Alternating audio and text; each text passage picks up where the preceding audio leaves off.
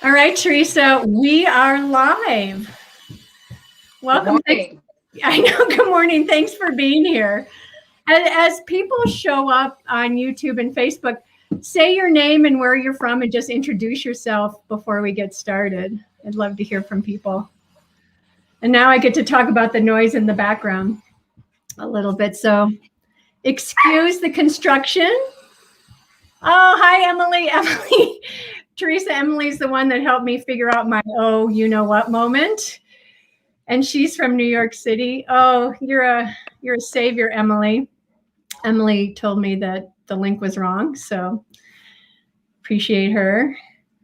And you're coming to us from YouTube, I can see. Great. Yay. Anyone else? We'll get started soon. Please excuse two things in my real world right now. My barking puppy in the background and construction going on at my house. So fantastic day to have a live event. And I'm so happy you're here with me, Teresa. I'll introduce you in a moment. Oh, this is great. Anyone else here today? Welcome. Good morning and good afternoon, depending on where you're listening from. And I'm Kim Reynolds, and I'm the founder of Mind Over Mountains and the Peak Leadership Experience. And it's a 12-week online program designed to give women leaders a transformational experience and help them, gain more confidence and have some tools where they can feel like they can really take their leadership to the next level. And the reason why I do this, if you ask me what my why is to change the world one leader at a time. I really feel passionate about that. And the Lunch and Learn, these are going to be a weekly event, and they're created to discuss topics that resonate with professional women.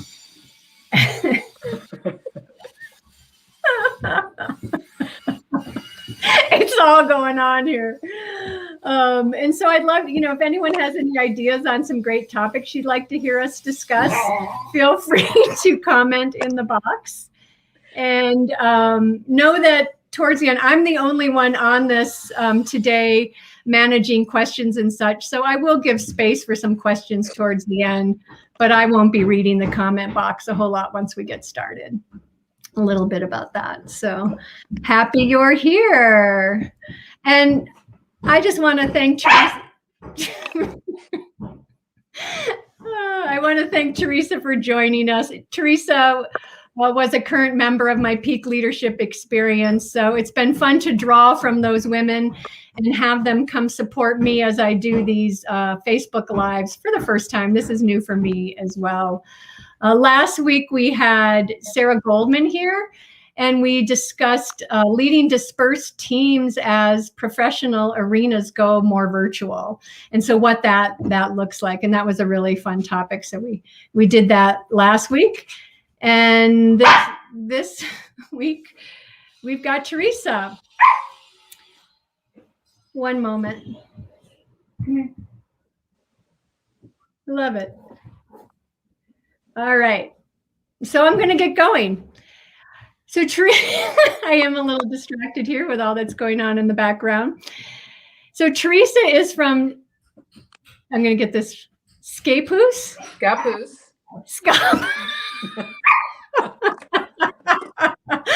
Scappoose, Oregon. And so I asked Teresa to send me a little bit of her bio. And you know how most people start with, this is my career, this is what I do. What I loved about Teresa's bio is she started with who inspired her. And she talked about that your father inspired you at an early age to love the outdoors. And he was an early pioneer of the Deschutes River, and he taught you how to row boats before many women were rowing boats. And I love that he told you that you could do whatever you wanted in life. So love that role model. And you got married at a young age and had 3 kids before you were 30. Talk about an adventure. And I love the piece about going to the Philippines for 4 years with your little family and being missionaries. And you talked about how that was a really life-changing experience for everyone. I'm sure that could be a whole topic for today. So professionally, you're a personal trainer. You've been doing that for 13 years, and now you do that out of people's homes and virtually as the world has changed a bit. And your love of mountain climbing led you to be a climb leader for the Mazamas, which is a local organization in the Northwest that does a lot of trips and training, right? Very well known. You love to hike, travel, climb, spend time with your 3 daughters and your 8 grandbabies, and you love to garden. And your bigger vision in your life is to be an example to the upcoming generation. Yes. And so really love that. And so our topic today is fittingly sacrificing to step up, the responsibility of being a strong female leader. And when Teresa and I talked about this topic, I love that, women are generally balancing a lot of different things. So, Teresa, what inspired you to choose this topic today? I was out walking and I was thinking about, I'm currently leading a class for the Mazamas, a basic climbing education program class.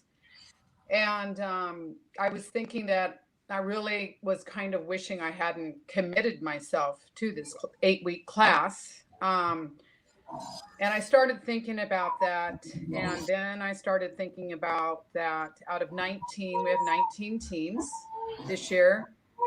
Out of that 19 teams, there are 4 women climb leaders. But one of them is myself. So there's only 4 women. And I thought, okay, I'm really glad I felt like I was kind of sacrificing a lot of my time, which it is. It's all volunteer and it's a lot of time, because I wanted to have there be at least 4 teams that are led by women instead of 3. And it's not that the Mazamas don't want women to lead. They do. There's a whole reason why there's only 4 women leading and 15 men. But that's what I started thinking about the word sacrifice. And what does sacrifice mean to you? It means, part of it means giving up my time for this class, because it is something that you think about pretty much constantly the whole 8 weeks. Because you're responsible for you have assistants, but this year we were very limited because of COVID. So you're responsible for teaching these new mountaineers skills, and there's a lot of them. And you have 8 weeks to do that, but it's usually only 1 day a week, maybe 2, and then, a Zoom class. So you lay awake at night going over things, thinking about, oh, I need to teach them that. Oh, I need to teach them that. So it's a lot of giving of your time.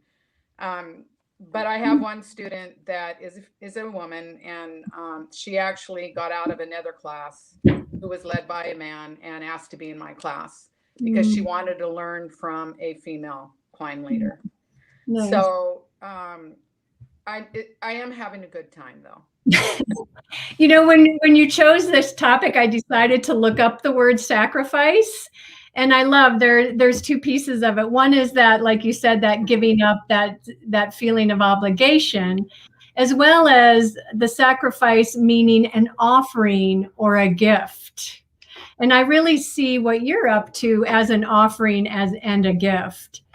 So as you're giving that gift, what do you get in return?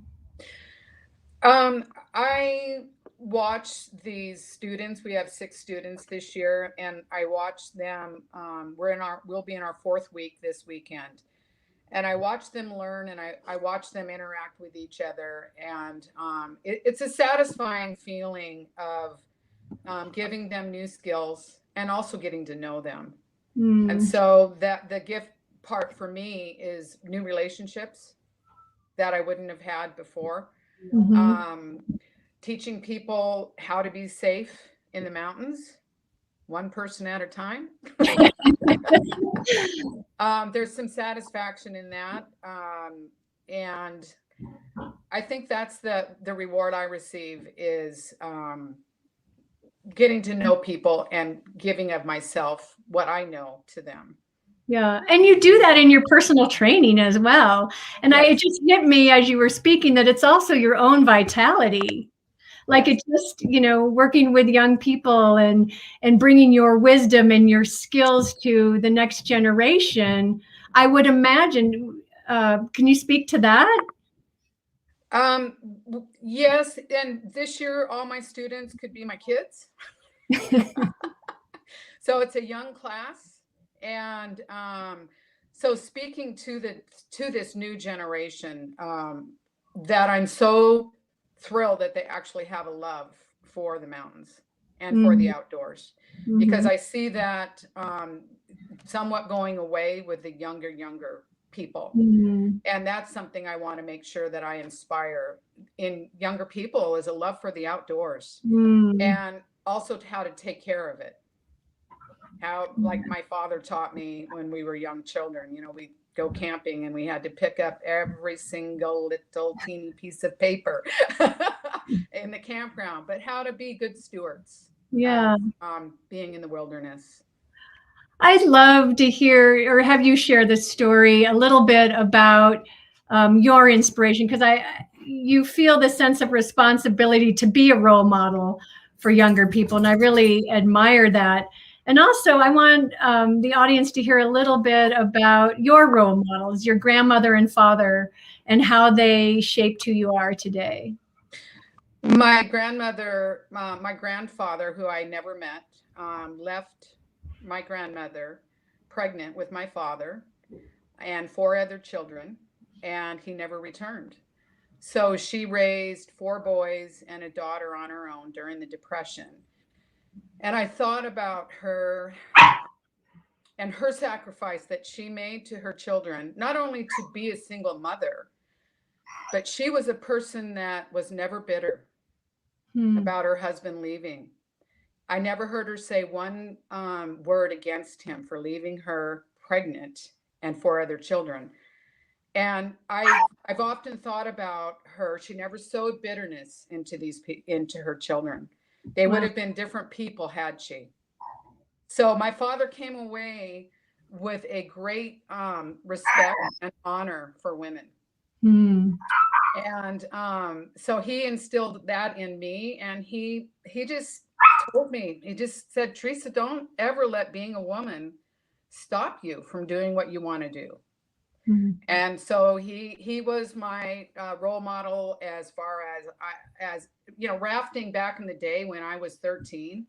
That was 50 years ago. There was hardly anybody doing it, but there were no girls on the river at all. And my dad took me, and he just, he didn't care. He was just a great guy. Like, hey, she wants to learn to row, I'm going to teach her. And so he was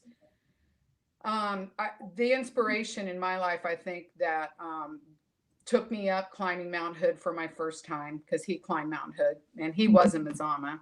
So I think it's so important to have role models, whether it's your parents or your grandparents or whoever it is. And can you remember when you decided, like, when did that really shape your decisions for the future? What? You just, that being raised in that way. And I think, really learning to believe in yourself and how that influenced your choices that you made. Well, I think that, having a father that really had admiration for women and what they could do, took me to different places. I worked when I was younger, I worked at Toyota down on the docks of North Portland. And one day they came over and they needed some people for the rail crew, and it was $1 more an hour. So I said, I'll do it. And I get over there and there are no women, just only guys doing it, because it's a really hard physical job. And I think the rebel in me was don't tell me I can't do it because I'm a woman. Because, I'm just going to have to prove that I actually can do it. And so I think having that influence of my father really took me to lots of different places, and took me to living in a different country. And I, being that rebel at heart, is I think is a strength when it's used the right way. Definitely.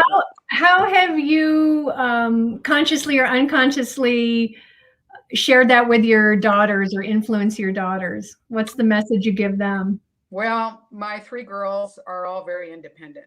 Oh, really?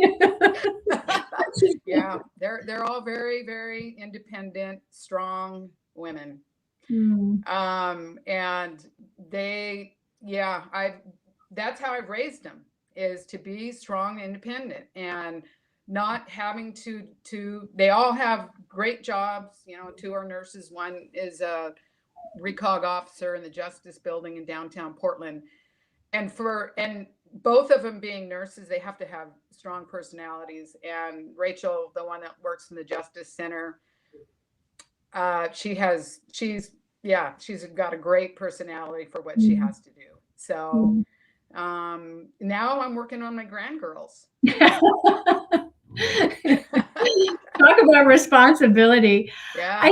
I think one of the messages I really get from you is this belief in myself. And not to take that lightly, because when you walked up to that group of men, you truly believed, I can do this. Yeah. I've been told I can do this. Yeah. I'm demonstrating that I can do this. Speak a little bit towards that deep belief in yourself, in your abilities, and in your strengths, and how that's influenced you. That's sometimes in my older age and in mountaineering, I've had to really tell myself, I do have these abilities, I do have these strengths. And I like what somebody said, because it resonates with me. When you can't do something without fear, then do it afraid. Because a lot of times, that we can have that, the way our minds work, they can vacillate. Yeah. And within 5 seconds, they vacillate. Yeah. And then you have to pull your mind back in and say, no, I'm okay. I'm good. I'm strong. I can do this. And then those thoughts come in that want to tell you you can't do it. And then you have to say, no, I can do this. I have the strengths. I have the ability. And there's so many voices in the world right now of fear. And, believing in yourself and having confidence in what you do is really huge. And go ahead.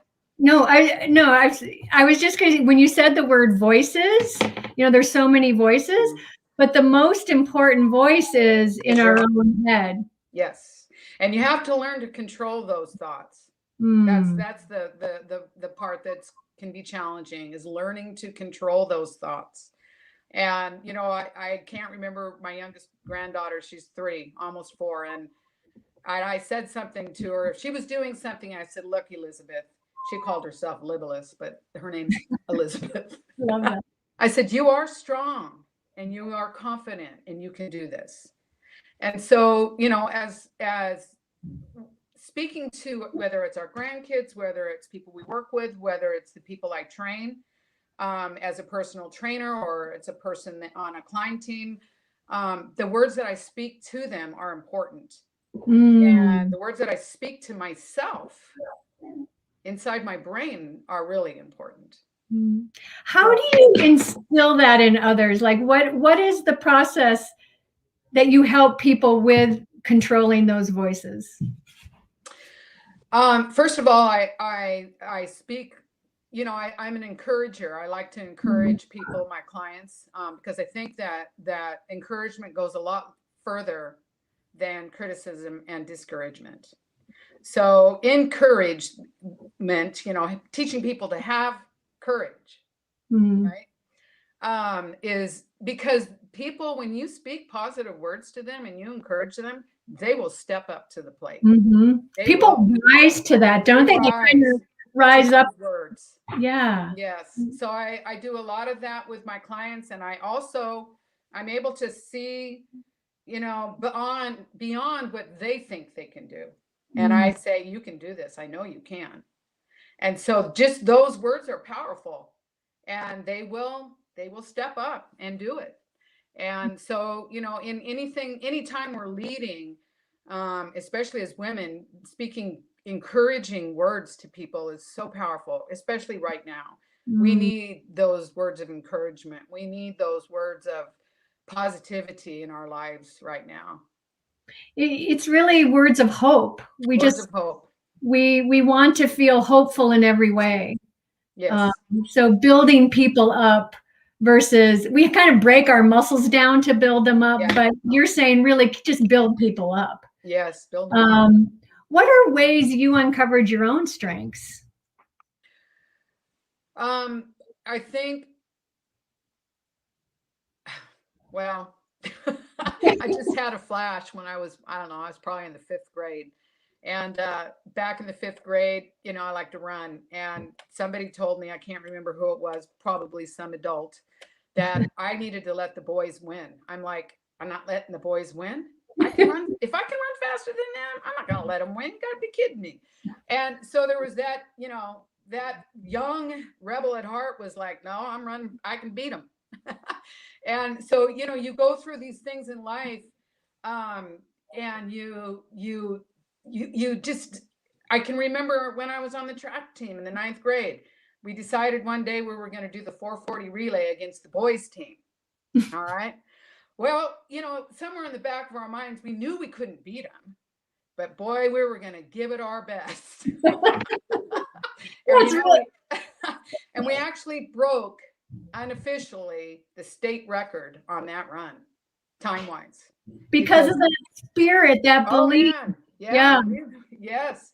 And those little things as you go along in life lead to other things, which lead to other things, which lead to, the first time I rowed a boat by myself down the Deschutes River, and didn't, flip it or didn't fall in or anything like that. And then later on, I rode down the Rogue River. And then later on, I rode down the Middle Fork of the Salmon in Idaho. And then I taught my husband how to row a boat. So all those little things in life feed into having more confidence in your own abilities and your strengths.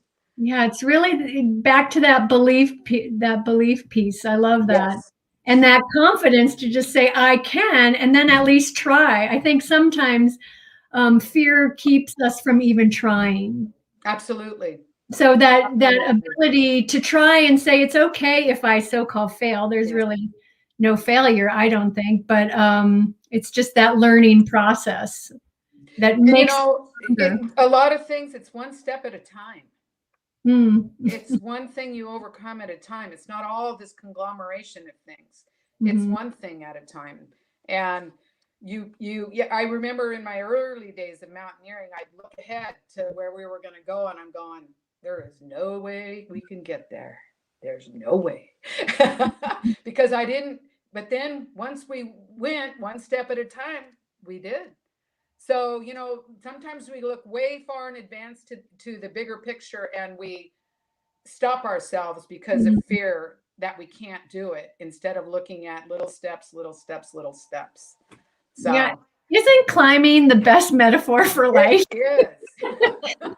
It is. It works every time. Yes. As we talk about strengths and building confidence, I think some women feel apprehensive about voicing their strengths out of fear of sounding boastful. Why is it important for young women to really speak and articulate their strengths? Well, because, when you speak something out of your mouth, it goes into your ear. You hear it and it goes into your brain, and then you believe it. And I think there's a difference between being boastful and being confident in yourself. a big difference. Oh, same And, old. mhm. And so, developing that confidence in yourself and being able to speak about it is powerful. Mm, And both, I think being boastful is actually, people can tell the difference mm, if you're boasting, or if you're a lot of times too, if you're speaking confidently, if a person feels that you're speaking boastfully, it's within them. It's not you. It's within mm, them. So confidence is something that is developed over time, mm, mm. and a very, very important part. You know what just struck me, Teresa, is that being boastful, we're doing it for ourselves. Like there's a Yeah, self-interest in there, yeah, and confidence in, I think, expressing our strengths is like that we're doing it for others. We're bringing our strengths in service of others. And maybe that's the difference between boastful and confidence. yeah, That just sort of hit me as you were talking. Does that yeah, sound accurate to you? yes. Hmm. I love that. Um, what's next for you? Like here you are, you're spending a lot of time with the good sacrifice. What's next for you personally? What are That's a some? good, yeah. I think developing, I would like to actually do some more exploration as far as backpacking, and possibly doing it on my own, Hmm. um, and develop some confidence doing that, because I haven't done it very much. Mhm. And you know, I don't know. Hmm. Actually, that's something that I need to contemplate and think about more. Mhm. Um, and the other thing I would really love to say, which is, you and I are about the same age, and I think that as women, we need to realize that we have a lot of time left, and and there's a lot more for us to give. Hmm. And so you asked me what's next for me. That's something that I will continue to ponder. I still have work in the Philippines. Hopefully, I'll be able to return there in October, November. Um, but I think that I want to always think I'm not done yet. At my age, Mhm. I'm still not done. I'm Mhm. not done. No, And Teresa, I asked that question because of your service, of your sacrifice to give of yourself to others. I think, your family, your girls, your grandkids, your husband, your students, your clients, like there's a lot of giving, and that's not uncommon for women to just give a lot. right. Oh So, yeah. it's like, well, Yeah. what, wonder how much you think about that. And I think that women, and I like what I've watched some or heard some women say, that we do need to take time for ourselves. We do need to pursue things that we like to do, that are satisfying to us and fulfill Mhm. us in our lives. And so, sacrificing to lead a team for the Mazamas this year, I'm not spending as much time with my grandkids as I would like to. Mhm. So that's something that's very important to me in my life, is to spend Mhm. time with them, and to be able to give in to them. But I also need to pursue things in my own life. Mhm. So And why is that important when you said that women need to give to themselves, in order to fully give to others? Why is that important? because As a, you have you're to a get filled trainer, back like up. life training right here. What? You have to get filled back up. Uh, You have to, it's oftentimes when we're out there and we're doing things sometimes on our own, this is when those ideas come. This is when those things you ask, what's next for you? That's mm, when some of those things can come. And, spending time by yourself sometimes, as some people fear it in a sense, but I actually like it. And so taking time for yourself to, and I tell this to my clients, you know, everyone has the same amount of time in their life. And when you do your program, when you exercise, when you go for a walk, you are giving to yourself, to make yourself healthier. Nobody can do that for you. Only you can do that for yourself. And so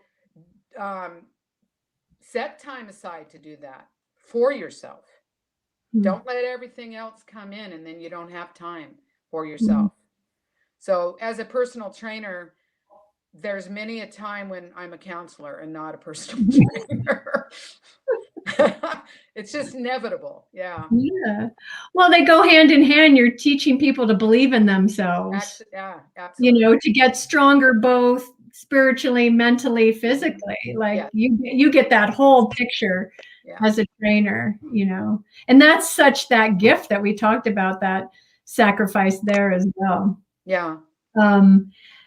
So we're going to open it up to other people and questions for anyone out there in Facebook and YouTube. So if you're there, please feel free to post a comment and a question for Teresa before we wrap up. Anyone there? And as you think of your question and post it, I'd like to take a moment, and just because Teresa was part of my Peak Leadership Experience program, I'd love, as people are thinking of their questions, for you to just say, what was your key takeaway? What did you appreciate most? I have a couple of them, but I really like discovering what my values are, the 5 most important values in my life. And I also liked understanding my strengths, because I knew that I was a pioneer, and that helped me understand, why do I like to pursue all these different things? Well, because I pioneer one thing and then I get bored and I have to go on to the next. And also, you know, coming out that I was an advisor really helped me understand part of my personality and why I do some of the things I do. And the other thing that we talked about earlier was this class, Peak Leadership, really caused me to dig deep in myself, and questions that were asked, and really made me think a lot. I would say that Peak Leadership was really a life-changing class for me, and a good confidence builder, and it's great. You know, I love hearing, especially from a climber like you. Like, climbing is the epitome of learning to dig deep and learning to believe in ourselves, and you know, and trusting that next step is there to get me to the top. That for you to say that about a program, that it taught you to dig deep, I don't know, I think that means the most to me, coming from you, who's had a lot of life experiences, and you are a rebel. You have stepped into situations and roles that challenge you, and you don't care. You have the confidence to at least try it. And I love that about you. So I also appreciate and love that the program, you know, pushed you even a little bit. So that's why I had to ask you the question. So I have from Karen O'Neill, not a question, but a comment. Very inspiring and motivating conversation. Thanks for sharing your story, Teresa. So thank you, Karen, for coming. I know Karen. This is great. Any other questions? I'm going to introduce what we're going to do next week. Next week is actually going to be on a Tuesday at the same time. I'll send out a notice. It's going to be Sarah Knapp is going to talk about self-directed leadership and how to build capacity within yourself, which I really love. She's an entrepreneur. So it's like, you know, she's not in the corporate world where she gets access to leadership development. So it's like questions of how do I do that for myself and grow myself? So that's what she'll be talking about next week. And I am going to put, feel free. I always like to say that please contact me. I do coaching and my peak leadership experience where women can start at any time, but I'm just going to post that I'm trying to get multitask here. So if you want to learn about any of those, the best place to go is my website. I'm going to post that, and there's links all over the website to these different areas. So I'm going to put that in the chat box, see if that works. Feel free, I always leave room for women to book calls if you want to chat about what's going on for you, or learn more about the program. So Teresa, this has been so much fun having this conversation with you, and you inspire me and appreciate that you played with me on this new journey into broadcasting. So thank you. You're a remarkable woman. And well, thanks for having me, Kim. And a kindred spirit. Yeah, kindred spirit for sure.